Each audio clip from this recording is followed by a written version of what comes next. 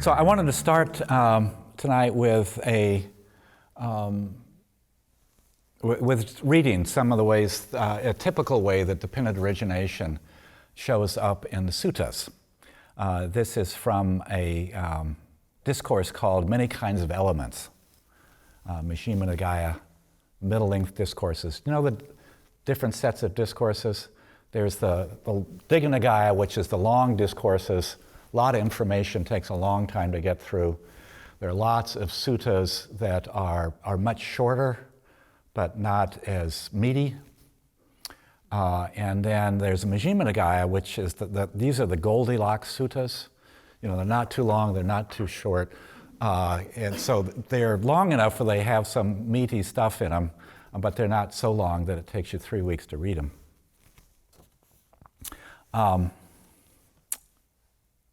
This is verse 11 of Many Kinds of Elements.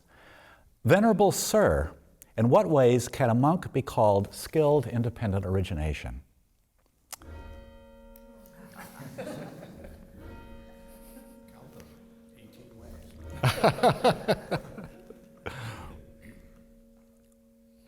3 ways. 4?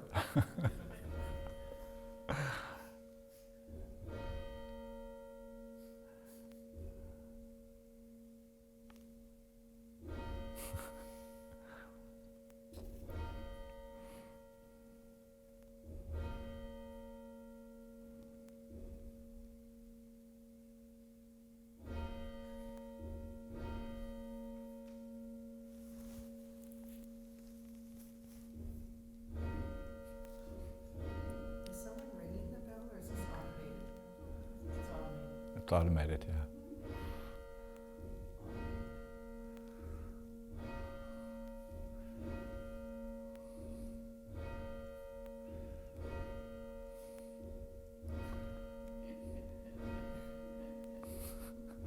must be a holy day.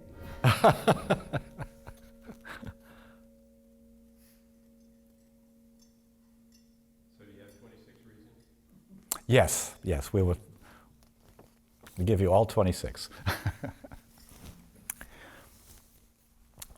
So this is Ananda. Again, Venerable Sir, in what ways can a monk be called skilled independent origination? Here, Ananda, this is Buddha speaking, here, Ananda, a monk knows this. When this exists, that comes to be. With the arising of this, that arises. When this does not exist, that does not come to be. With the cessation of this, that ceases. I guess there's only 2. So that's actually the formula for dependent origination. It's both, it's not just, so everything has a cause, so there's a cause that gives rise to this. It's also independent origination. It's not something that, you throw a match and it sets a whole field on fire. It takes off on its own. Independent origination, it's a cause that if that is removed, then the thing that it triggered stops. Okay. And then the Buddha goes on to give some examples. That is, with ignorance as condition, formations come to be. With formations as condition, consciousness comes to be. With consciousness as, I forgot.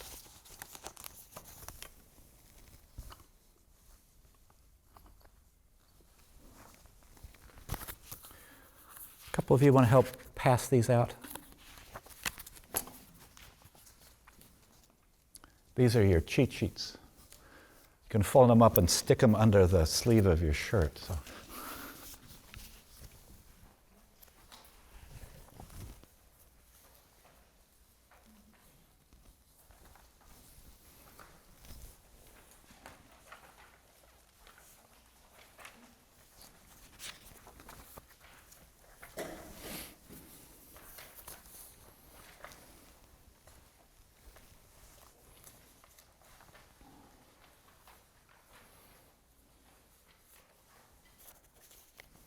So you can look at the pretty drawings, or you can listen to me, or you can use these for doodling.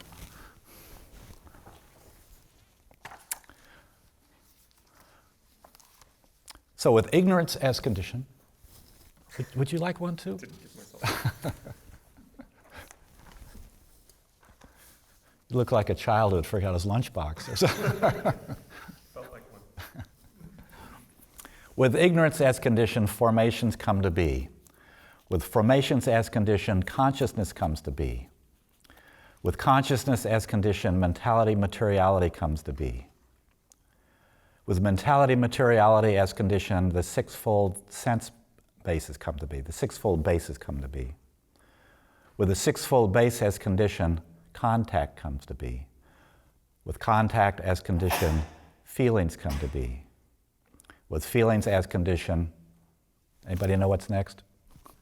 Craving comes to be. With craving as condition, clinging comes to be. With clinging as condition, habitual tendencies come to be.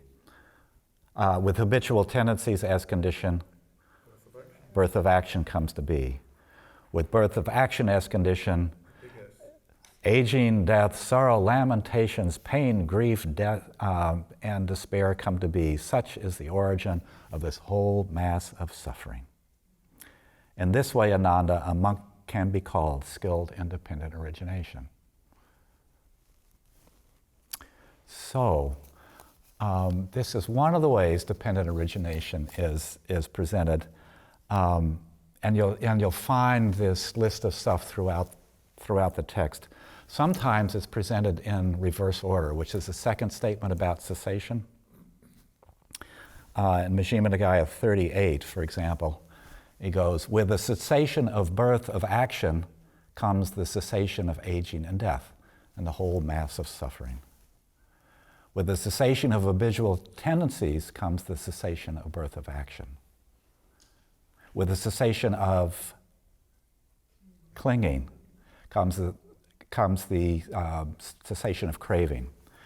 With the cessation of contact comes the cessation of feeling tone. With the cessation of the sixfold base comes the cessation of contact. With the cessation of mentality materiality comes the cessation of the sixfold base.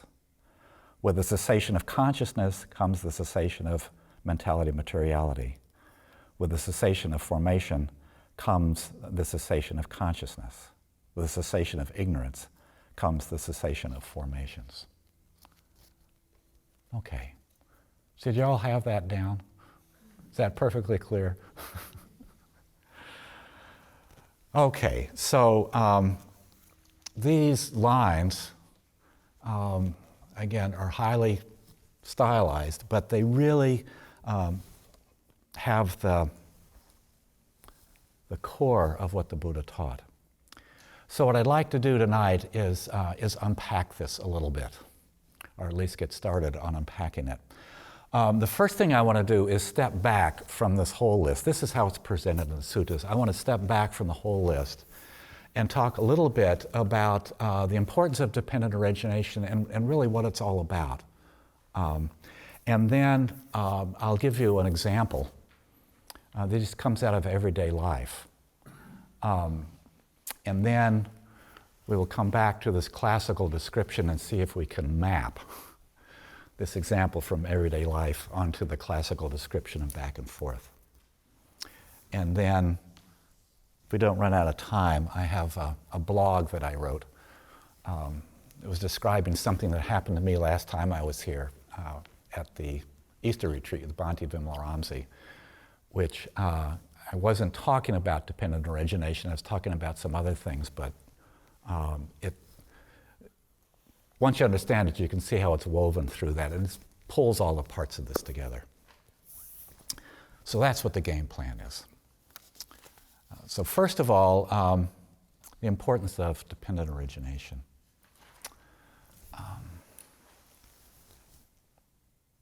So imagine this.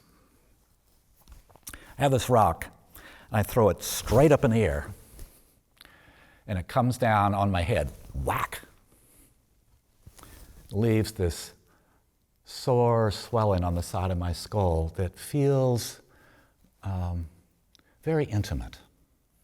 You know, like a personal message saying, Doug, don't ever do anything so stupid. Message received. But of course, it's not a personal message, right? Gravity works the same way in Chicago and Helsinki and Antarctica and Buenos Aires as it does right here. Right?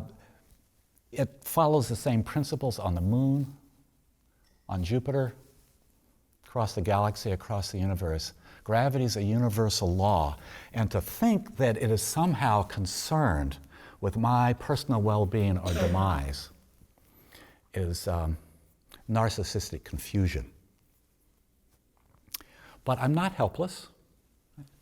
If I understand how gravity works, if I want to throw a rock up in the air, I'll throw it at a 45-degree angle, and then it doesn't land on my head, and I'm happier. So there are lots of natural laws, many, many natural laws that provide the parameters of our lives. Some of them are quite simple, like gravity. And when they're very simple, we see very quickly how they operate, and we don't take them so personally. With gravity, this is mostly the case. After falling off a porch, there are very few people who will shake their fist and say, "Gravity, stop picking on me." With gravity, we kind of get it. But there are some natural laws that are very subtle, quite intricate, very complicated, and they're difficult to see how they work. And when we don't see how they work, we tend to take them personally. For example, much more common than rocks falling out of the sky on my head are thoughts falling into my mind. Right? The way these thoughts arrive in my mind follow very predictable, though subtle and complex, but very predictable natural laws. But if I don't understand these laws, then when these thoughts appear, they seem very personal. It's like, rogues that have invaded my personal space. I began to see all this a little more clearly on a retreat a couple of years ago. It was with Bhante Vimalramsey down in outside of Joshua Tree, out in the desert there. And one afternoon, I had this long, peaceful meditation. It was wonderful. And then I got up and I went outside to do some walking meditation. And as soon as I did, thoughts began to drop into my mind. And they were old, repetitive thoughts. They weren't even creative. I wished them away. You ever done that? I just wish you weren't. And they just kept coming. And then I used some my very skillful meditation tricks to try to get rid of them. And they kept coming. And I thought, why are you picking on me? I actually muttered that to myself. And it was as if an answer to this image arose in my head of the human brain. 100 billion neurons. Do you know how many 100 billion is? It's a lot. I have no idea how many 100 billion is, but I know it's a lot. And some of them have thousands of connection with other neurons. So all of us have this incredibly complex neural network that we carry around. And I've thought about things and done things in certain ways all my life, and as I repeat those things, it just reinforces certain neural pathways. Every time I repeat it, it gets a little bit stronger. It's how the brain stores memory. So I go outside. I was in this quiet room. I go outside, and there's sunlight and wind and road runners and a lot more stimulation. And this stimulation just runs through my brain, and it fires up all these neural pathways, all these old familiar neural pathways. Right? Subjectively, I experienced this as thought. So I began to chuckle to myself as I realized, even my thoughts aren't personal. They're just a byproduct of these reinforced neural pathways. So if I get frustrated at this, then I put extra energy into this whole neural system, and it just fires more thoughts. And if I try hard to stop all the thoughts, that extra effort puts more energy in the system and fires off more thoughts. So thoughts run through the mind sort of the way waves run over a pond. You know that old metaphor? And so there's a temptation to jump in the pond and slap down all the waves, to quiet the waves down. And it just creates more disturbance. But I'm not helpless. If I understand how this works, then I can regard these thoughts that show up there with kindness and acceptance. And that puts less energy into the neural system. If I quiet down inside, it puts less static into the neural system, and the thoughts quiet down. And with time, they will even fade. There are many, many other natural laws that govern the various states and qualities that arise inside us. Many, many natural laws. Ananda, as I mentioned before, the Buddha's first cousin and his personal attendant for the last half of his ministry. Ananda said to the Buddha, "It's amazing, it's astounding how deep these laws are, how deep their appearance, and yet to me they seem as clear can be." "Don't say that, Ananda," the Buddha replied. "Don't say that. Deep are these laws, and deep their appearance. It's because of not understanding and not penetrating this Dhamma that this generation is like a tangled skein, a knotted ball of string, like matted rushes and weeds, and does not go beyond deprivation, woe, and ill fortune." So, to help us unsnarl these skeins and knotted balls of string, the Buddha drew a map of how all these laws operate. The map is called Paticcasamuppada, the laws of dependent origination. And his map, Paticcasamuppada, does not include all the laws of the universe.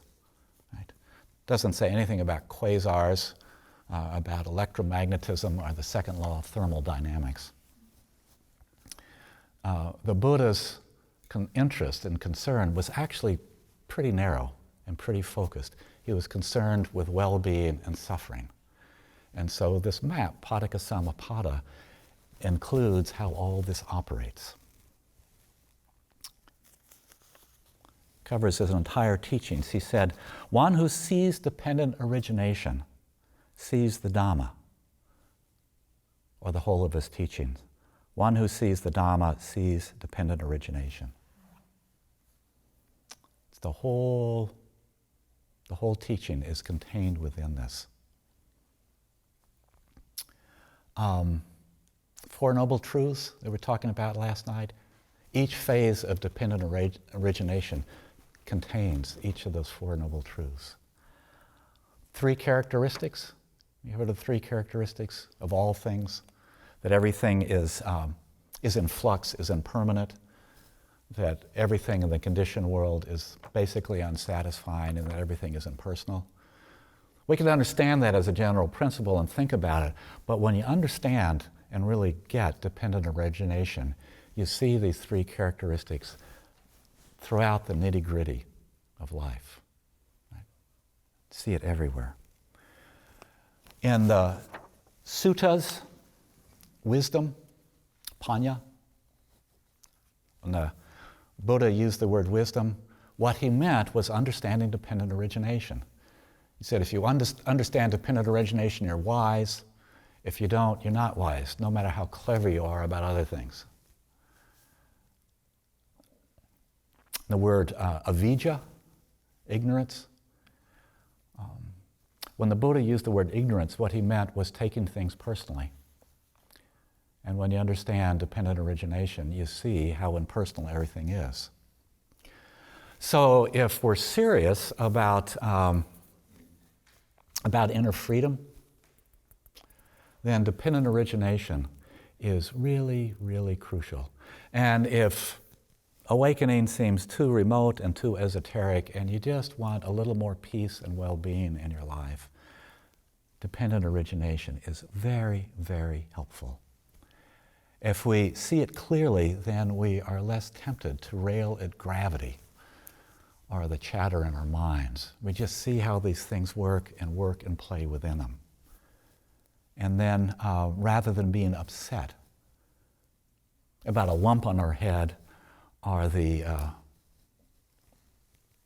jingle that's going through your mind, we end up just laughing at our foolishness, you know, and stopping throwing rocks straight up in the air, or kvetching about a few neural synapse firing. None of it's personal. It never was.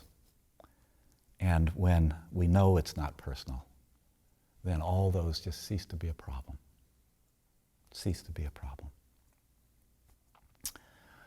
So, dependent origination can help unravel all of this, can help unwind all of this. But there's an important caveat that dependent origination is just a map. It's a tool, it's a map, it's not the territory. It's just a map. I love hiking up in the high Sierras, and I always have a map with me. In more recent years, it's usually just the little screen on my GPS. And when I look at that map, and there's a dotted line for the trail, and there are all these elevation contour lines, and there's labels for the mountain peaks and the rivers and all that stuff. But when I'm up in the high Sierras, there's no dotted line. There are no contour lines. There are no labels written across the landscape. There is just, the bugs and the moss and the scent of the pine and the clear air and the expanse of space and the sun glittering. All those things that, for me, make the high Sierras so uplifting. None of those things are on the map. By itself, the map is pretty dull. It's about as interesting as a hammer.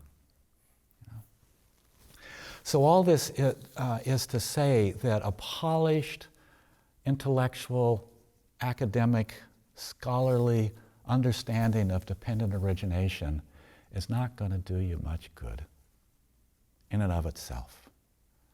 The map is a tool that can be used to guide us through all the ups and downs, the territory of our life, to see the causes of distress and to see the causes of uplifted states, to see how all that works. It's just a map, but it can be used that way.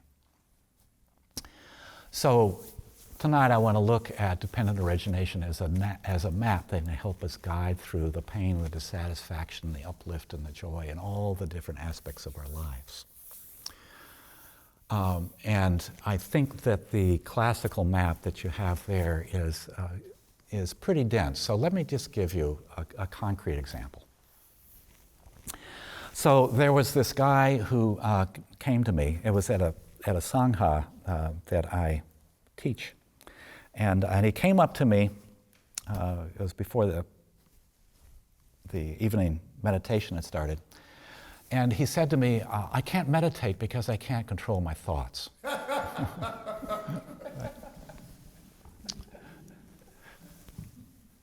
None of you know anything about that. And as I looked at him, he actually had, it was this look of real kind of discouragement, in the corners of his eyes. It was like, you could tell he was really in pain about this. And so I said, nobody can. And trying to stop them just puts more energy into them and hypes them up. So I said, what happens if you just relax and just let your thoughts be? And he blushed a little bit, and he said, I have this habit of trying to control all kinds of things in my life. And so I said to him, it's good that you know that. There are a lot of people that try to control all kinds of things in life who don't know it. So I said, why don't you try this? When you meditate, if thoughts come up, just let them be.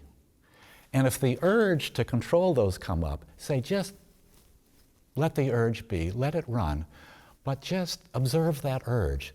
See if there's some tension in that.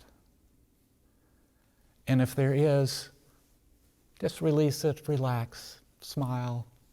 I didn't give him the whole 6 hours. I mean, just walking in, but you know what I'm pointing towards. Well, the next time I saw him, he came up and he said, you know, I tried what you said, and what happened was fear came up. And he said, you know, I think the fear has always been there, but I was always pushing it away. And I said to him, you know, that's a good insight.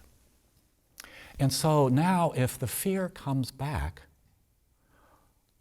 see what happens if you just let it be and see if there's tension in that and relax and soften that. So it didn't really surprise me that fear came up. You know, in my experience, there is usually fear underneath the urge to control. I mean, if there was no fear, why would you want to control anything? But I was still glad that he saw it directly, because if he just figured it out, it would not have the same impact as experiencing it directly. That's what the nature of insight is. And in our practice, this is an insight practice, a lot of the insights that are most helpful, I think I said this the other night, a lot of the insights that are most helpful are these really simple ones about saying, when I let go of control, fear comes up. You know, that's really helpful to know. So if he is able to relax the fear, what do you think is likely to come up next?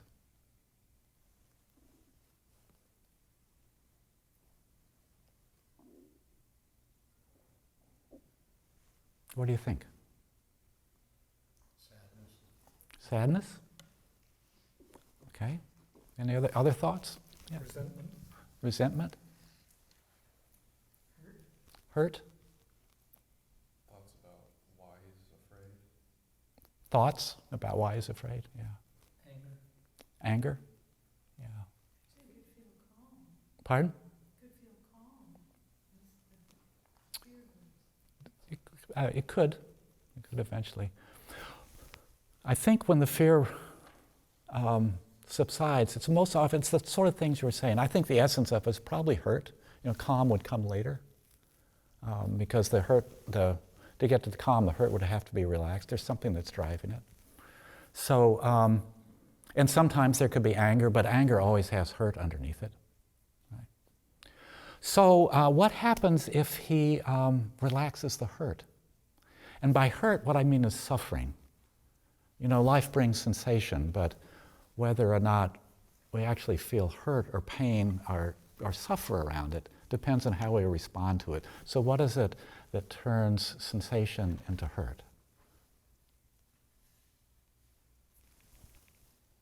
Our perception of it. Pardon? Our perception of it. Our perception of it? Personalizing it. Personalizing? Not being able to forgive our own actions. Not being able to forgive? Yeah. The simple essence. So those are going to more complicated things. If we look for something really simple that turns sensation into hurt, it's resistance. It's resistance, right? When you were a kid and had a loose tooth, I don't know if you're like me, you kind of wiggle it, right? Maybe with your tongue, and it creates that sharp sensation. But for me, there was no suffering in that, because that sharp sensation meant the tooth fairy was coming, and I was becoming a big boy. You know? But if I'd resisted it, if I was afraid of it, if I fought it, it would have been hell, because it's right there in my mouth. Right? Okay. So, should we take this one step further? If he experiences the resistance and allows that to soften, what comes up under that? Relief? Relief? Equanimity. Equanimity? Yeah. What comes up is just this flow of phenomena, which can have relief, which can have all kinds of other qualities. Okay? So you see how this works? So this investigation, so we look into things and recognize, release, relax. And what we're looking for is something subtler. We're not necessarily looking for, but what will tend to arise is something subtler underneath that is causing whatever the first thing was to arise. Right? Most states are triggered by something that is subtler than what they are. And this is especially true of recurrent thoughts and feelings and images. If it comes back and you 6R and 6R, there's probably something hidden underneath there that has actually given rise to all that we haven't seen. So the bad news is that whatever is triggering the stuff up here is hard to see. It's subtle. The good news is that it's subtle, so if you can see it, if you can find it, it's actually quite easy to relax it. But the chore here, the project, is to be able to see it. And so this is how dependent origination works. It's looking for something subtler underneath that gives rise to it. Okay. And it's different than free association. So in free association, you go from one thought to another thought, to an image, to a feeling, to a memory, to a thought, to an image. And it's all oftentimes kind of along the same plane. With dependent origination, it's always looking for something subtler and something subtler and something subtler, something that's quieter. Okay, let me pause for a moment here. Observations, reflections, questions? Does that all seem pretty clear? Well, it sounds really good, but trying to do it seems impossible sometimes. And I think while we're in our investigation to get to the next level, Mm-hmm. because we're in unfamiliar territory anyway, it's easy to get tangled up and confused as to what the cause is. Right, right. And investigate is tricky in this case because particularly when you get down to very subtle ones, investigating implies thinking about it, which is actually a pretty complex mental process. And so using something very complicated to look for something simpler.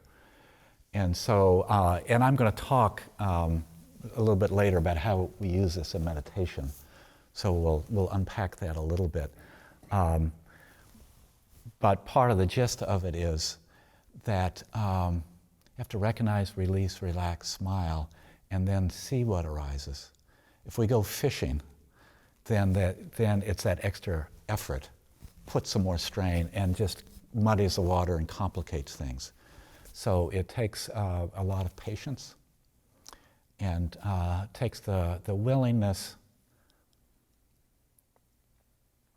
I'm going to say the willingness to not be in control, the willingness to recognize that you are not in control, to allow them to. Thanks, that's a good comment. Other comments? Okay. So next what I'd like to do is take this example and see if we can use it to map onto this classical map, the one that I read to you at the beginning of dependent origination. And in looking at this, you've got a copy of all of this. And I'm just going to start from number 6 here, contact. The phases of dependent origination that come before contact are very subtle, and they can be experienced. They are actually quite accessible. But starting from contact on, it's like all of us, can find those in our everyday life. So before we go digging for the subtleties, I just want to start there. I've actually got a question. Yeah. If we're looking at something like a gross sensation, like a thought or a feeling, Mm-hmm. and we've got other stuff going on, Mhm. can be difficult to see something subtler That's right. than the thing that we are looking for the source of. That's right. So is that something that we're going to sort of hear a little bit more about? Yes, completely. And that's why, okay, saying that when you're looking for something subtler underneath, so you have this thought storm going on that's being triggered by something subtler underneath, and the thought storm has a whole lot of energy and draws your attention, and it's very hard to see something subtler underneath it. You know, if you're trying to write poetry, in a class that's throwing chairs around the room, it's really difficult. So we have to figure out how to quiet things down so that you can see what's subtler underneath it. So that's why the 6 R's are so important, because the first step is to quiet it down, and then other things, as I'm sure all of you experience, other things just seem to arise on their own. So this is not like we can go out and stick our shovel in the dirt, and get a hold of this little beast under the ground and pull it out. It's really more clearing it away and seeing what comes to the surface. Okay. So, starting from contact. Contact, pasa, is just means raw sensation. So that, for example, you hear a distant rumbling, and before you try to figure out whether it's traffic in the distance or peepers from the pond, there's just the rumbling, there's just the sound. So it's the raw sensation before there's been any interpretation. Or maybe you feel heat, and before you figure out whether it's coming from the sun or a lamp or whatever it is, there's just the raw sensation. So that's called contact. I don't know why they don't call it raw sensation, but They call it raw feels in some fields of philosophy. raw what? Raw feels in some, not fields, but feels. The raw feel, as in feeling, raw feels. Raw feel. Yeah. So that makes sense. If you can hear the S rather than ing, yes, on it. So raw sensations might be pleasant, or they might be unpleasant, or they might be somewhere in between. Okay, so they give rise to a feeling tone. Okay. Vedana. And if the feeling tone is pleasant, we tend to grab hold of it. If it's unpleasant, we tend to push it away. And if it's, kind of neutral, we tend to ignore it. Okay, so that's your liking, disliking, and ignorance are just not paying attention to it. And the Pali term for that is tana, as we have talked about every night.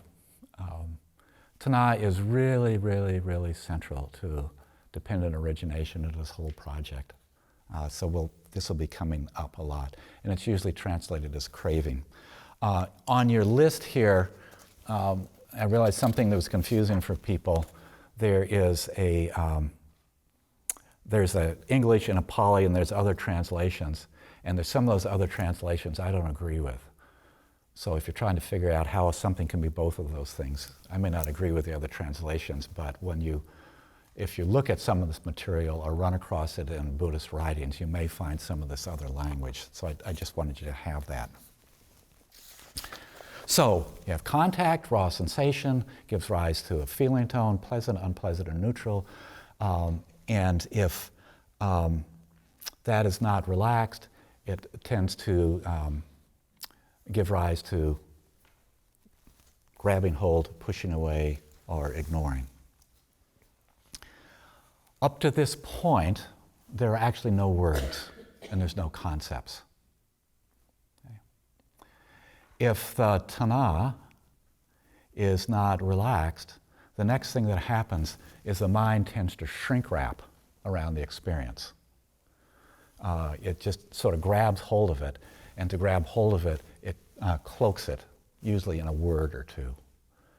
And this is called clinging, upadana, clinging. And upadana, or clinging, is always experienced as a thought. And it's usually the first thought. Okay? And if that... What's an example of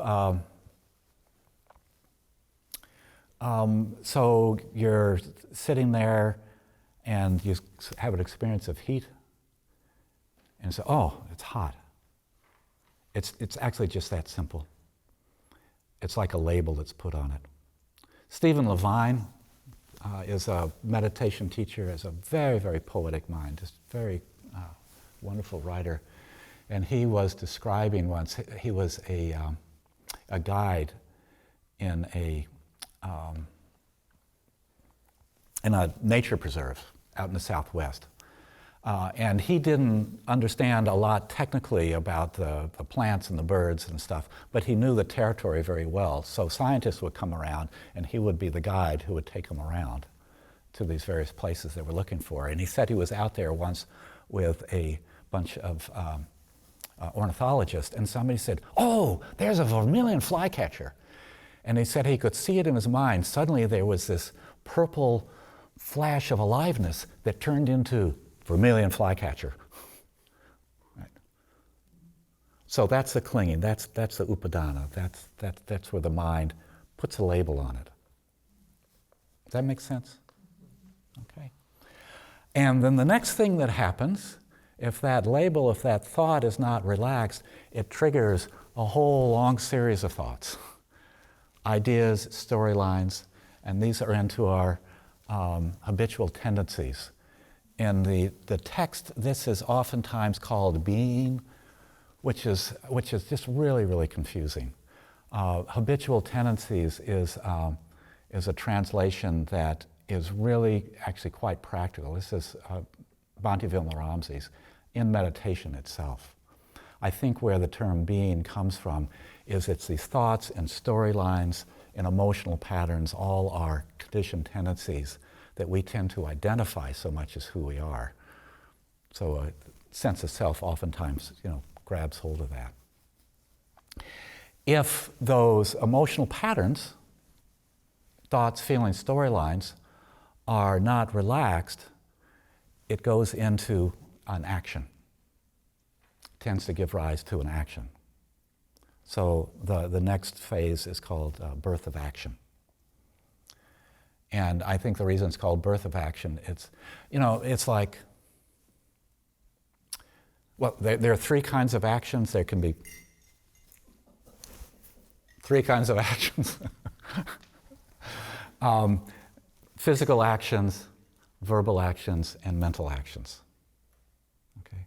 So for example, if you were there and I say, Julian, why did you do that? When I go in this whole thing, it's actually the first initial action that has the most impact. Once it's started, the cat's out of the bag and things are off and running.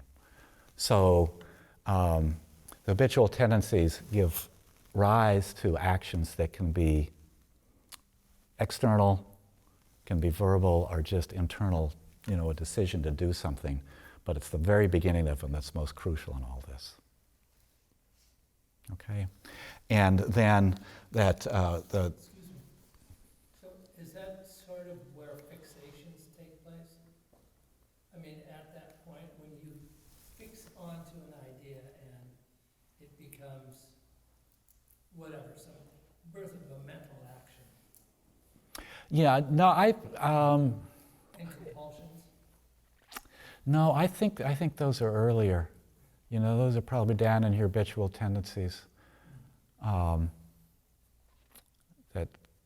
because the nature of those things is they sort of arise kind of out of the depths a little bit.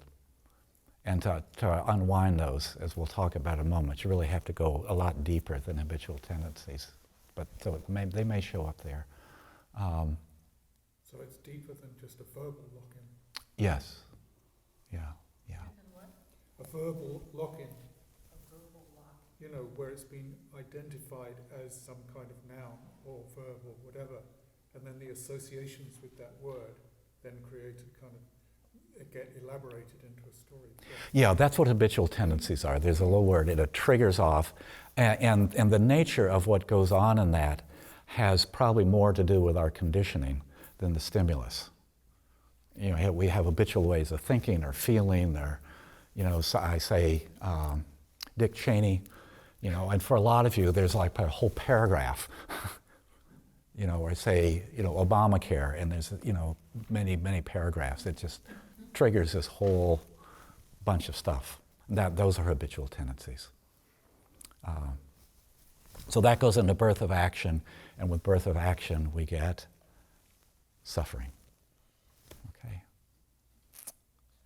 So that's just a quick description of the most of the 6 phases that you will deal with most: contact, feeling tone, pleasant, unpleasant, neutral, tana, desire, aversion, confusion, habitual tendencies, birth of action, suffering. Okay, so we're all clear on that much? Can you say something about your direct experience of the difference between feeling tone and craving? I have, I think, a pretty good sense of the difference between contact and feeling tone, Mm-hmm. but I think I experience craving in much the same way that I experience feeling tone. Yeah. So somebody, this is an obscure example that you've never heard before, but the question is, can I give an example of the difference between feeling tone and craving and tana?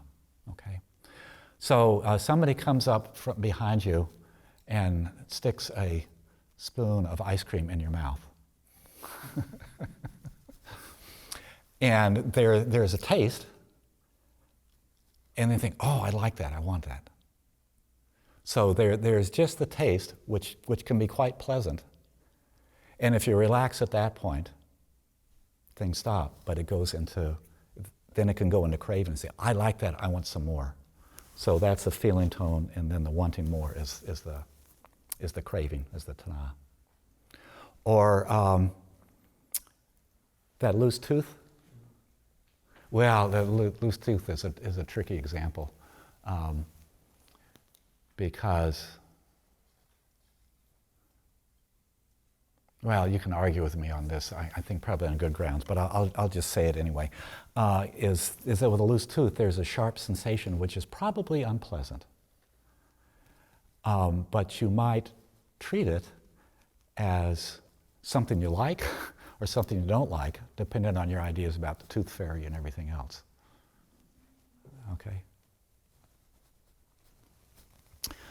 Okay, so Where are the habitual tendencies? What's the rest of it? habitual tendencies go into action, or birth of action, and then action leads to suffering. Okay. So when I was pulling this material together, I kept thinking of Porgy and Bess, and you know that there's a song in there that goes, "It ain't necessarily so." The stories you're liable to hear in the Bible, they ain't necessarily so. Well, what I would say is the stories you're used to hear in the suttas, they ain't necessarily so. So this doesn't necessarily work this way. For example, it's just the example I gave. There can be a pleasant sensation that does not necessarily lead to craving. There can be a habitual tendency that does not necessarily lead into action. If you just take this map quickly, without looking at it too deeply, it looks as if as soon as you have contact, it's inevitable you're going to suffer. And the Buddha would say, no, that ain't necessarily so. But it is true that the sore lump on my head was preceded by some action. Right? And it is true that that action grew out of some habitual pattern in me. So the way dependent origination really works is backwards. So if there is suffering, there was an action that gave rise to it. If there was an action, there was an habitual tendency that gave rise to it. And if there's habitual tendency, there is going to be some kind of tana, some kind of craving that gives rise to it. So with the Buddha, in talking about this, to learn the map, it's easiest to describe going from contact to suffering, but to use it to use it in the territory of our lives, we really have to go backwards. And that's how the Buddha discovered it when he talks about it. He was interested in where does suffering come from? And he saw, well, suffering comes from action. And remember, this can be verbal, it can be physical, or it can be a mental action. Well, where do those actions come from? They come from habitual tendencies. And he started tracing this back. So when we use this, we need to flow downstream. So I want to go back to the example that I started with and see if we can tease out of that these various links, these various phases. So in the example of the guy who was complaining that he couldn't meditate because he couldn't control his thoughts, where's the suffering in that example? Where do you see the suffering? That he wants to be able to control his thoughts and he's unable to do so. Yeah. So that he cannot realize his goals. Yeah, so that's a little, so you're actually tracing back. The actual suffering, the suffering itself. He wants meditation and he can't do it. So that's where there is, so the suffering itself is what I could see in his eyes, right? And so you guys are jumping ahead. Oh, so you're saying the suffering is really the emotion? Yeah, it's the emotion right there in the moment. And so then the question becomes, is the ones you were getting at, was what is it that gives rise to that suffering? So according to this map, there's an action. So what was the action? Trying to meditate and failing. Right. Trying to control his thoughts. And what is the habitual tendency that gave rise to trying to control his thoughts? Control. Yeah, he said it was a habit pattern. And so what is it that gave rise to that habit pattern? Aversion. Well, there was the desire that you're talking about, to meditate. So can you see how that works? And can you see how maddening it can be to sort it all out? You can follow that? Okay. But it seems like while we're meditating, we're just, we're releasing and letting go of the tension from it. That's right. We're not like cognitively doing it. You're not cognitively doing that. So let me just talk about it in meditation itself.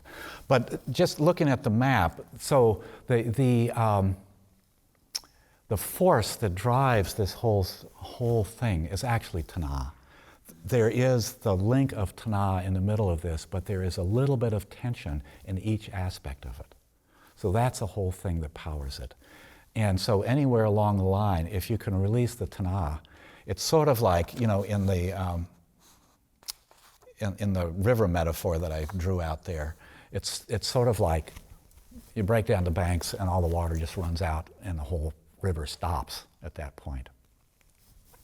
But so let me describe what you're talking about, how it shows up in meditation. So here's your object of meditation. So this is the metta you're sending out to your spiritual friend or whatever your practice is. And here's your awareness. And it rests quite comfortably on your object of meditation. And so you're sitting there meditating, just having a sweet and peaceful time. And then you're thinking, snarky, that's what it is. That was snarky. Why did he say that? It was, he told me if I just let go, I'd be fine. What's that all about? Oh, wait a minute. I was meditating. Whoops. Okay, so you know that place? You're sitting and meditating, and the first thing you realize is, well, you're off in this whole thought storm. And so what do? You recognize, release, relax, smile, and then bring your attention back to your object of meditation.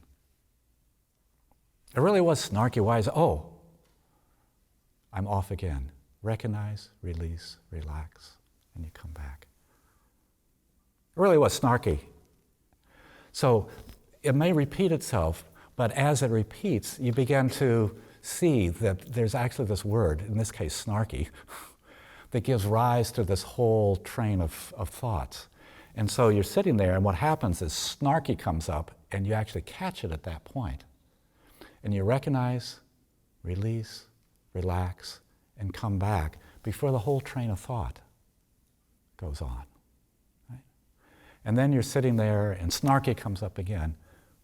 You recognize, release, relax. And after a while, sometimes very quickly, sometimes it takes a while, you realize that there is this deep tension. I mean, the word snarky has a big charge to it, right?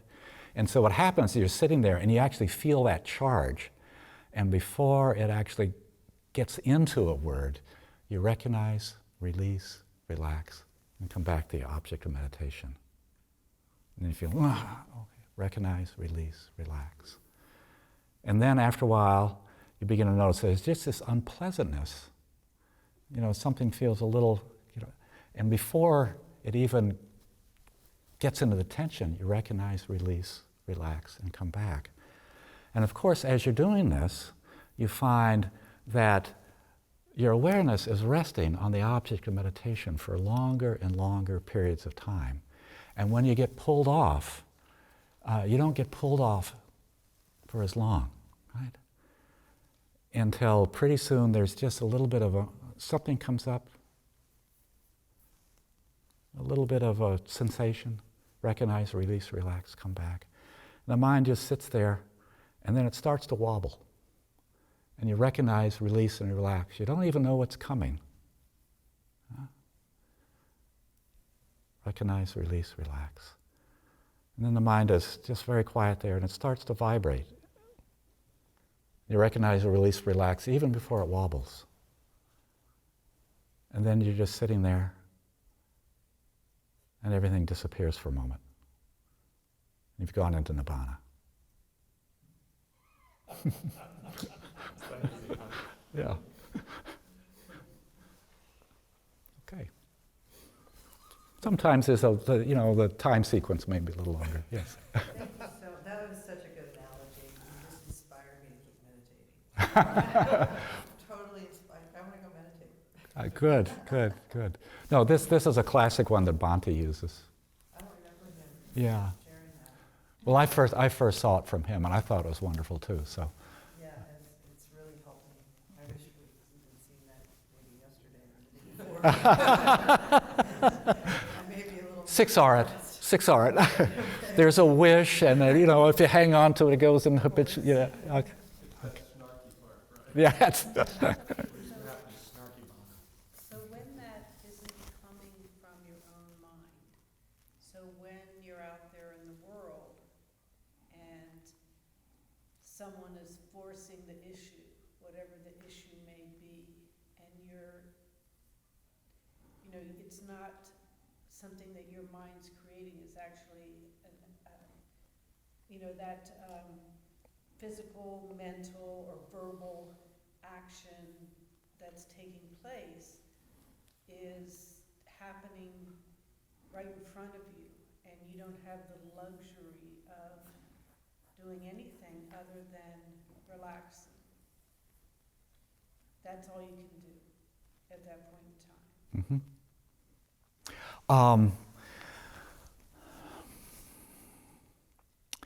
There is something that I call the 7 R's, which we'll talk about probably the last evening, which has to do with taking this out into the world.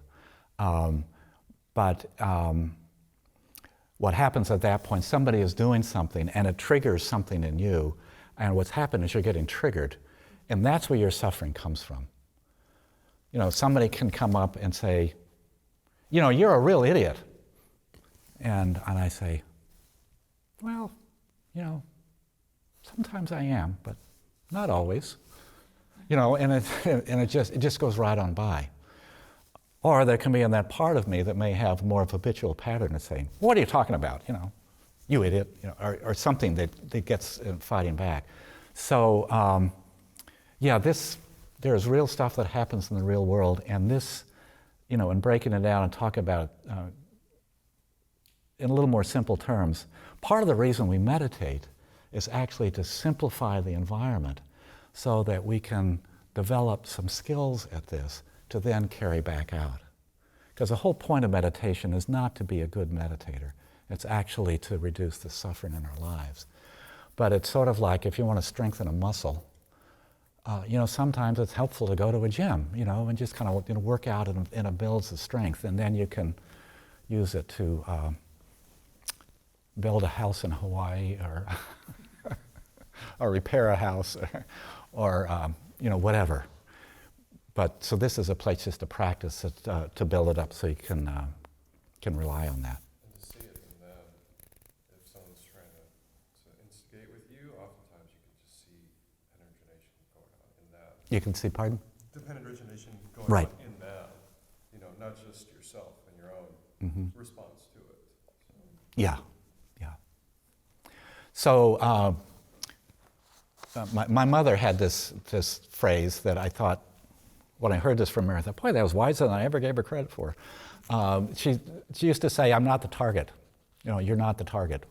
So somebody says something to you, and you can always just do an Aikido move with it. But if you step in the way and grab it and throw it back, then that's some of your stuff that's involved in it. Okay. Other comments, questions, reflections? Yes. So, according to the map, Mm-hmm. the Orthodox map, if we were to look at all the sort of stages, in a state of call it fairly perfect equanimity, Mm-hmm. what wouldn't arise would be 8 through 12, or craving, clinging, habitual tendencies, birth of action, and dukkha, Yeah. right? And so what we're doing is deconditioning that so that it actually stops at the feeling tone. Yeah, and you can actually, so in ordinary life, I think that's true. The contact and the feeling tone tend to come up in such an automated way that forget about it. Yeah. But I think there are some of you who had the experience of sitting here, and there might be a painful sensation that comes up, and your equanimity is really strong, enough so that whatever energy is coming off that sensation, you just relax it, and it kind of fades off into the background a little bit.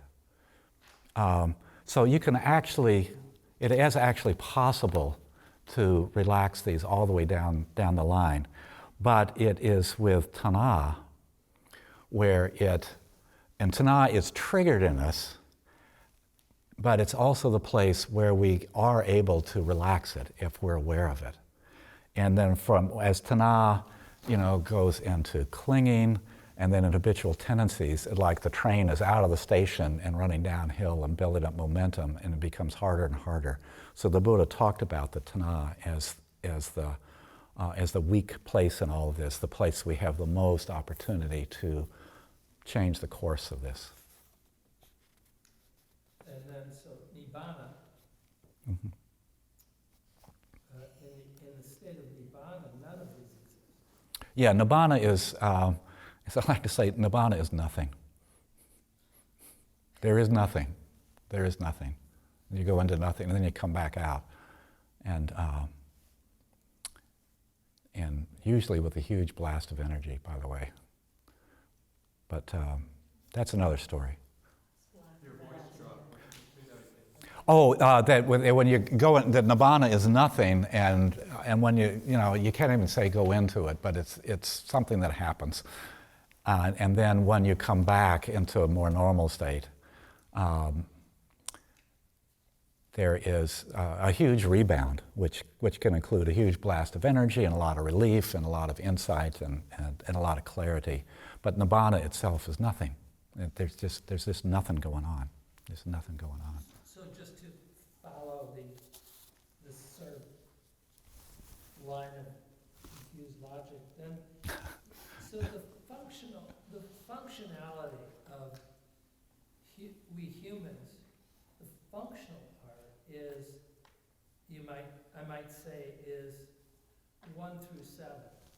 And then where our personality differences or differentials as we perceive them take place is from 8 on. Yeah. Yeah. And there are a lot of people that do those mapping on top of it.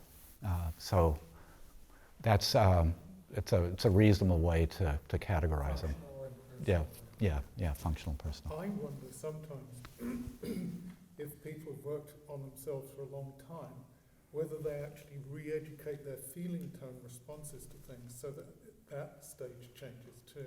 That is possible. It is possible. You get the because even with a feeling tone, there can be a physiological response.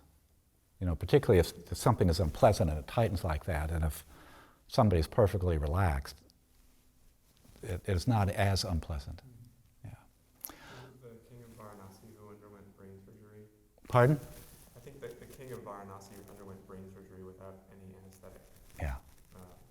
He probably worked on himself a bit. Yeah. Yeah. Yeah. Yeah. For the 6R, when we apply to the meditation, and when we apply 6R, and we were told not to actually watch into the content, okay, of the thought. Mhm. Okay, if that's the case, how can we investigate, the subtle difference, step down or step up, okay, each different thought?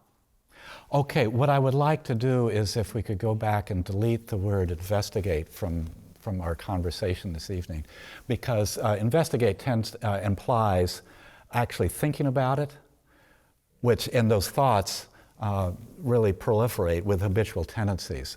So if you have a painful feeling and you want to investigate it in the sense of actually kind of think it through and figure out what's going on, you go way downstream into your habitual tendencies where all the thoughts are. So the way it works is there's recognize, release, relax, smile, and return. And then as you're draining, you're actually draining the tanha out of the whole system. And as you do that, there are things that will emerge, the early ones that just actually show up. It's sort of like, I don't know, letting the water out of a pond or something, and there are things that were below the surface of the water. As awareness gets clearer and clearer and clearer, the water level goes down and things just come up and you see them. And that's what the nature of insight is. You just see it directly. It's not a word, it's not verbal. Okay, that means for now, because we are doing, as a beginner, okay, doing this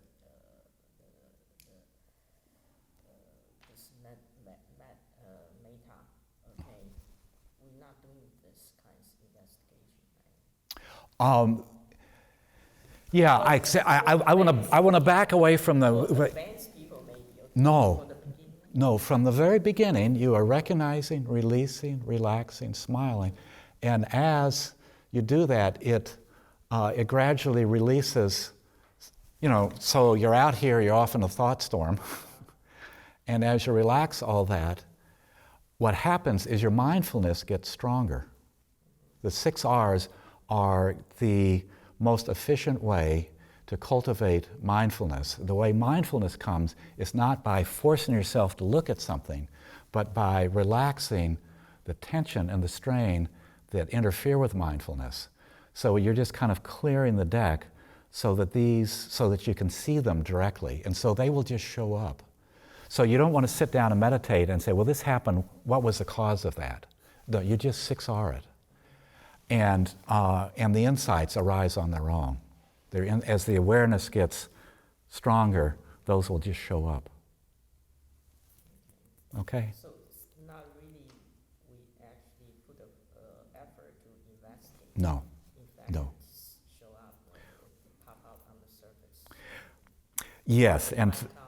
putting the effort into investigation will put more stress into the system, which just creates more confusion. So it's like we don't have to figure out why we're we That's- just, in meditation, will release a lot of that tension, and in our waking life, we just need to see what's happening That's right. to make better choices. We don't have to dig into why we're the way we are. That's right. No Right. processing. Yeah, yeah. It just shows up, and as that shows up, there's a lot of times I say, "Whoa, I'm not who I thought I was," and I think they've been transformed. But no, they just came out of their delusion. You know, we get we're actually hypnotized. That's another whole things. But you know, we get these sort of trance states going in there that says this is what I am. And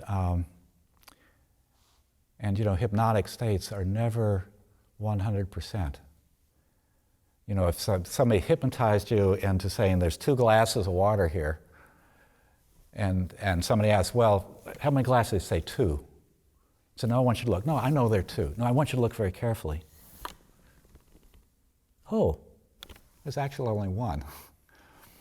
So it's a matter of bringing more mindfulness to the raw experience. Because what happens is most people pay attention to the thoughts and the images in their mind more than they do what's going on. And you can see this in yourself. You know, if you're walking down the hall at work and somebody, you know, is walking down towards you, there's this whole bunch of stuff that just comes up when you see their face about, well, do I want to talk to this person or not, and who are they? It just comes up. And you may not even see them. It's just this tiny, tiny little flash, and then there's this whole thought stuff that comes behind it. Oh my goodness, we're after 7. I want to share just a few more things about this.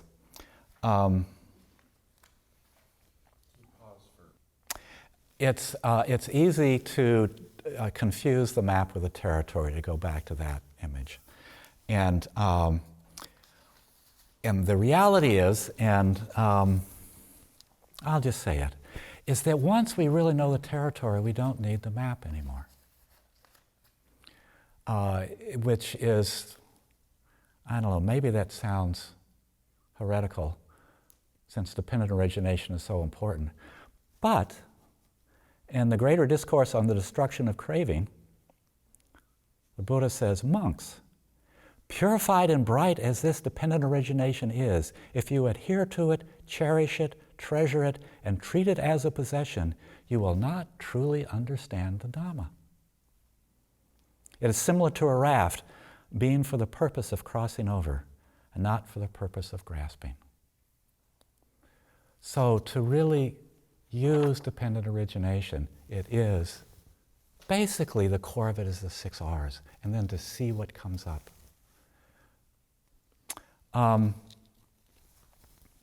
Another thing is that you'll hear a lot of talks about the links of dependent origination. There is no place in the suttas where the Buddha uses the word link or anything like it. That was a later addition. And the talk about links makes it sound like, you know, each phase is a bowling ball, and they're all chained together with these links.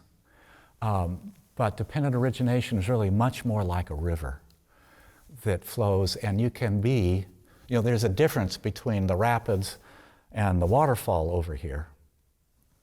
And the classical names may be rapid and waterfall, but there are all kinds of subtle phases in between as they blend from one to the other. And so as this stuff shows up, as the insights show up to you in your practice, you will not necessarily be here and then here and then here. You may be in a lot of in-between places. And so you don't want to push it too hard back into those.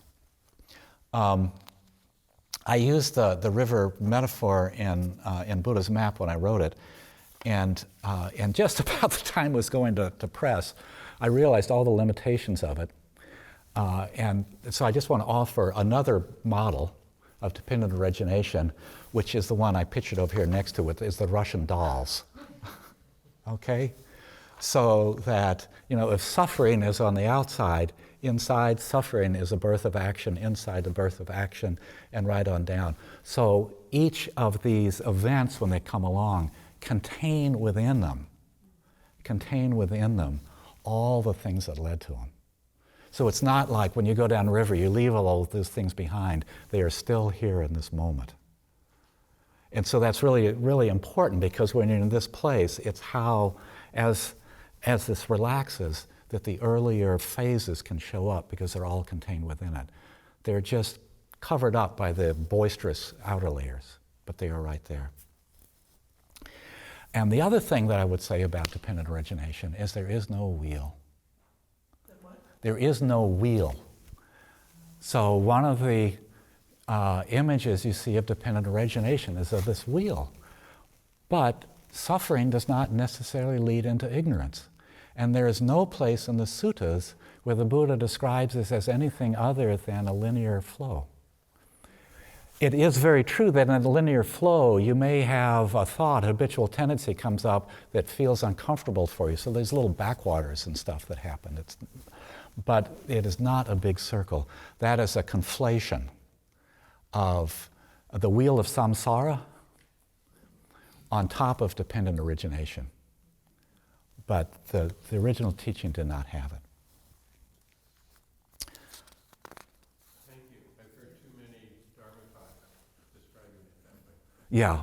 Well, and it's a classical Tibetan, and people, I was at a Dharma talk where they were referring to it. This is a classical image, and there was a Tibetan tanka up there that showed those 12 links. And I think classical Tibetan Buddhism started in the, like the 11th century. That was 1,500 years after the Buddha.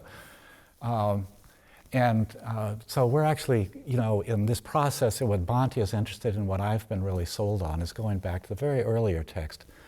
And you find that they're just a lot more useful. And they're a lot simpler, despite all the complexity there. So if you can bear with me, I have a little blog I want to read you. But before I do that, are there any more questions or comments?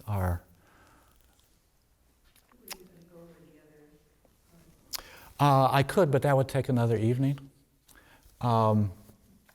So there is, they're called the higher links of dependent origination, which is the bottom one.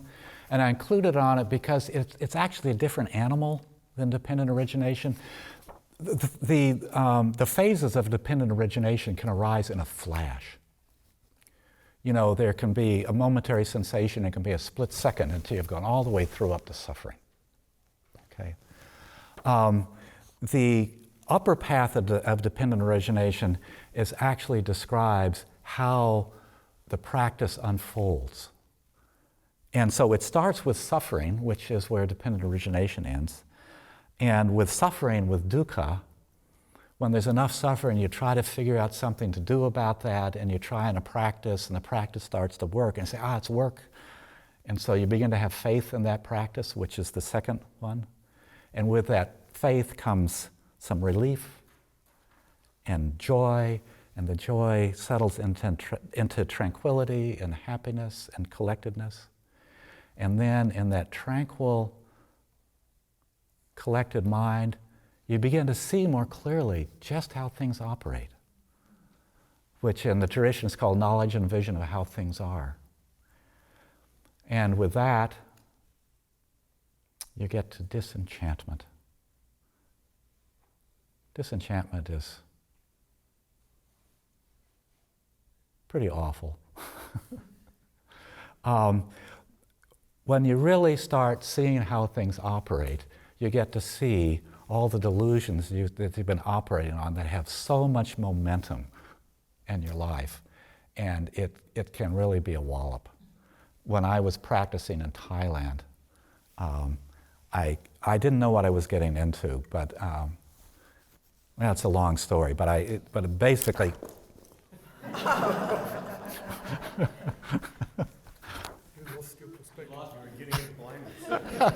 Thank you. I wish I had something clever to say about this, but I just knocked my glasses off. Maybe that means I ought to just stop. There's this really tremendous disenchantment about all the things we've done that don't work. And what happened to me, what I went into is I would sit down to meditate, and I would start crying. And I would cry and cry and cry until I was exhausted, and I would fall asleep and get up and sit up and meditate, and I'd start crying again. And I went to this monk and I asked him what was going on. And he laughed and he said, yeah, you know when that happened to me, I got out of my kuti and I just ran. And I ran across the rice fields and I ran until after a while I began to realize that what I was experiencing was going to follow me everywhere I went. And so I just went back to my kuti and meditated more. And the reason this passion, disenchantment is so important is that as you really see that, something begins to relax on a very deep level, and you quit trying so hard, and you just let it be what it is, and that's dispassion. And from that, there's the liberation, and the final thing is the knowledge of the destruction of the taints. I have a weird question. Okay. Would you think that everybody would go through a disenchantment phase in their process? Yeah. Even people who have, from the outside, no particular reason to actually feel disenchanted. Somebody with a lot of money, successful, happy marriage, blah, blah, blah. And oh my goodness, that doesn't bring me the deepest happiness I really thought. And I have put so much time and energy into all this stuff, and oh my goodness. And maybe do a little meditation or something and hit some of the, lower or middle or upper jhanas and say, that is so much, and I've put all the time into money, so.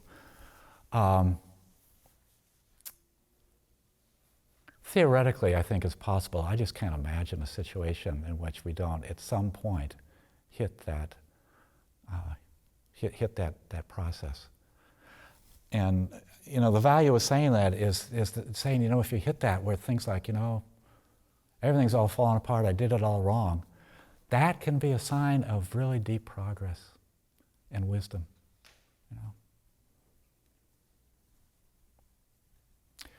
So do you want to hear this little blog of mine?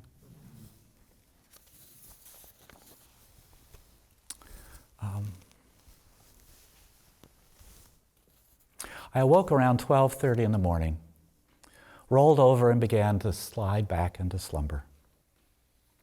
A thought drifted lightly through my mind. He is an emotional coward. He referred to a man with whom I had a difficult relationship. I'd handled it with equanimity, empathy, and compassion. I had been a paragon of kind maturity. The phrase emotional coward captured the essence of what I found difficult, and the angry vapor seeping out of the phrase brought me back from the edge of sleep. Send him an email. Tell him he's an emotional coward, I thought. I no longer felt like a paragon of compassion. I'd like to stick a finger in his eye. Beneath my spiritual sensibilities was a tantrum that I'd been quietly pushing aside. I might have been able to subdue the ire, but when I fight the truth, I always lose, sooner or later. And the truth was, I was angry. The genie was out of the bottle, and I had no desire to try to push it back in. Now I was thoroughly awake. I got out of bed, wrapped up in a blanket, and sat down to meditate. I did the refuges and the precepts and the 2 aspirations. I seek to observe the mind-heart without preference. I seek clarity and acceptance. My object of meditation was equanimity, sending it out in all directions. After a short while, it began to thin out into clear mind. Then a thought erupted. I want to tell him this, and that. I didn't really want to poke him in the eye, but a good tongue lashing would feel very satisfying. I recognized the flush of anger. Meditation, after all, is a purification process. As the mind-heart quiets down, toxic psychic toxins can rush to the surface. It's healing. So I just let the feelings be. I release them in the sense of not trying to hold on to them or push them away. But I gave them plenty of space to romp around inside. At the same time, I relaxed the tension in them. It felt like relaxing into the anger. I smiled slightly and sent out equanimity. This would be a better way to say it, I thought. That'll get him. An hour later, waves of righteousness continue to rise through me, followed by moments of quiet, followed by another wave. I just tried to stay out of the way and let them do their thing. They'd throw me off balance for a moment. I'd feel it, release it, relax into it, return to equanimity, only to have another wave throw me against the rocks. I had hoped this would subside, but it kept going. I felt discouraged. I recognized the discouragement as just another impersonal energy. Released it, let it be, softened into it, smiled. 15 minutes later, I noticed the thoughts no longer had any specific content. They still reverberated like buffaloes stamping across the plains, but I couldn't make out an individual animal anymore. They weren't specific thoughts, just thundering hooves. Then the rumbling ceased. There was still aversion, but no content. I continued to recognize what was going on in the mind heart, released it, relaxed into it, smiled softly, and sent out peacefulness. Then it was all gone. There was only a pervading quiet and ease. Vaguely, I remembered I had been upset about something, but it took effort to recall what the fuss was about. Oh, yes, that guy. Compassion welled up in me for his suffering that made him behave so badly. There was nothing I could do about it. So I let it drift away, like the last clouds fading into a clear sky. There was a slight luminosity in the back of my mind. I thought it peculiar that I found it easier to recognize upset in that quiet glow. So I just relaxed into it. In a while, I winked out. When I came back, my mind heart was soft, quietly joyful and expansive, and my body was fatigued. It was 2:30 in the morning. I crawled back into bed and slid into sleep.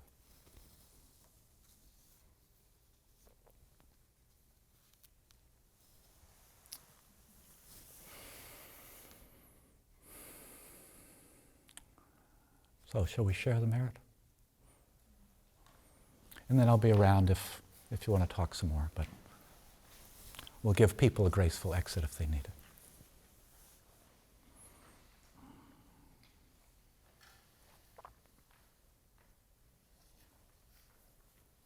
Oh, wait a minute. The quiz. We forgot the quiz. Does anybody have an answer? Anybody want to guess a part of it? So the question is, you 6R'd it, it's gone. We'll haul it back in. The question is, there's this ancient Greek and adopted by Christianity proof of the existence of God that says everything has a cause, which has a cause. And if you trace that back, you get back to the prime cause, which they said is God. And then the question is, how is that the same and how is that different than dependent origination? So I won't grade you on this, just your thoughts about similarities or differences. God is ignorance. Pardon? God is ignorance. God is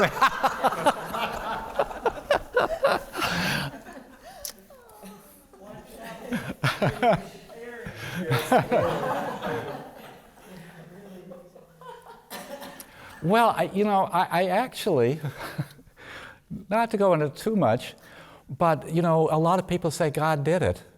And as far as I'm concerned, that just kicks the can down the road. So why did God do it? Where did God come from? Who invented God? It doesn't answer anything. So it does. It just makes you don't need to think about this because God did it.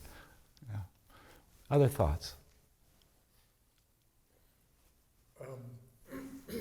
Maybe it arises because biologically, over evolution, we have been structured by the environment and by evolution to actually take account of danger in our environment, and we've deeply embodied that into our physiology and our psychology. And so we're trapped in that because it doesn't update as fast as the environment around us, even though the environment around us is probably... Does this relate to the quiz? Yeah.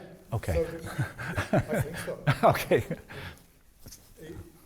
At least I'm not going to be grabbed by the Inquisition, I think, which is good. Oh, you don't know. You don't. But the point is that of the final cause is, in the God model, the final cause is God.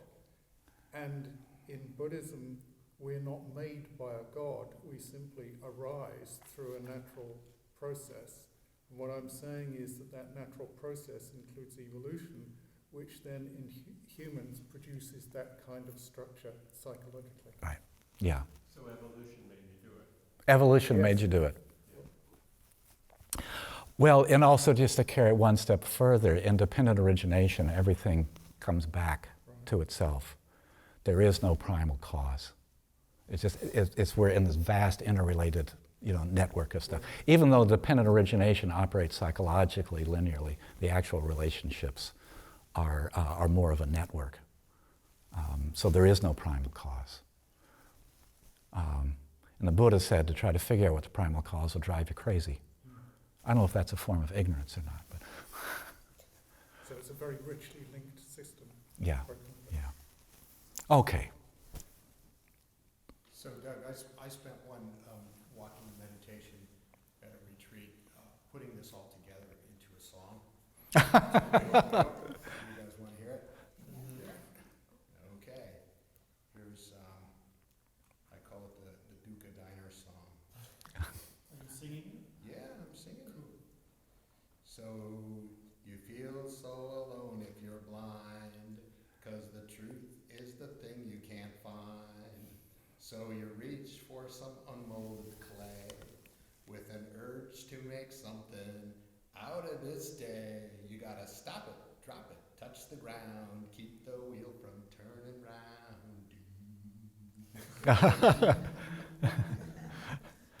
Something's happening here. What it is ain't exactly clear. It starts in your body and mind, then it settles on whatever your senses can find. Time for you to stop it, drop it, touch the ground, keep the wheel from turning round. There's a sense of a thing over there telling me that I got to beware, making craving and clinging strike deep. Want to have, want to be, want to go to sleep. Upadana, stop it, drop it, touch the ground, keep the wheel from turning around. Got a habit of slaking my desire. Taking birth is just stoking the fire. What I grasp, I will have to put down. Built a Duca Diner in my hometown. Stop it, drop it, touch the ground, keep the wheel from turning round.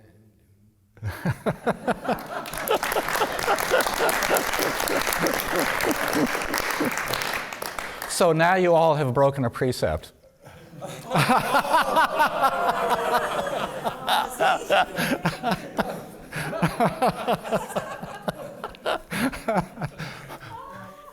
You get dispensation for the good song, though. Yes, no, this is a reincarnation of Mara. Yes. Yes, we will all die of literalism if we go there. All right. Any more songs, comments? Are we ready to close? You mentioned that you say at the end that you're going to mention the touch the 7R. Oh, Friday. Friday, oh, not today. Right. Okay. Yeah. This is not important, but just, my sensitivity is at a point where every time you mention an ice cream sundae or ice cream, that thought, that image, like, goes through my, So it's a wonderful practice to let go of ice cream. Every night during your dhammatas. Thank you. Oh, you're welcome. Well, and you've seen some of my habitual tendencies too. In the first church that I served, there was a guy who asked if we would host a speaker whose name was Shantidas, Lanza del Vasto. He was in Gandhi's inner circle. And he when I met him, it was like I knew I had met a saint. There were people in the church that night who had never seen an aura, who saw his all over the place. And he was about 6'3" with this boxwood walking stick that he'd been carving for 10 years with a story of Noah and the Ark on it, and just this incredible presence. And after everything was done, it was at a church, so they brought some goodies and stuff for people to have afterwards, and people were talking as we were cleaning up the end. Most people had cleared out, and this woman, Libby, was there cleaning up, and she'd got some ice cream out of the refrigerator and a glass of juice. And he walked right over to her and said, "Do you have any more ice cream and juice?" And he had such a practice. "Well, here, have these." And I thought from then on, if Lanza del Vasto, Shantidas likes ice cream and juice, and I like ice cream and juice, and I'm in good company.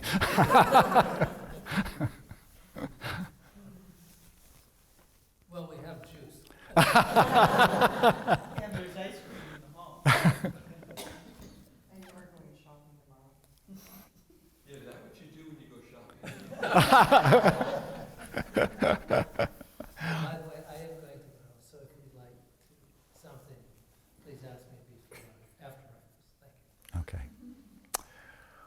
Okay, anything more? We ready to... Thank you all for being here, for your practice, for your questions, for the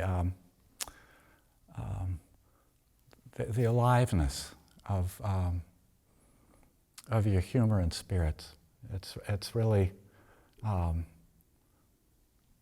get to sit up here with everybody facing, and so I get to feel all of it at once. It's really, really lovely. It's really lovely. So,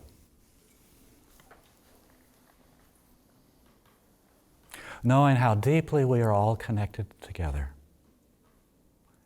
how our happiness and equanimity can touch and inspire that in others, knowing all the ways that we are truly more like one large organism with lots of separate bodies. Knowing this, we send out loving kindness to the other parts of ourselves that are out there in other bodies. May all beings be happy. May all beings be peaceful. May all beings know their true nature. May all beings have lots of ice cream. May all beings have sweet dreams. May it be so.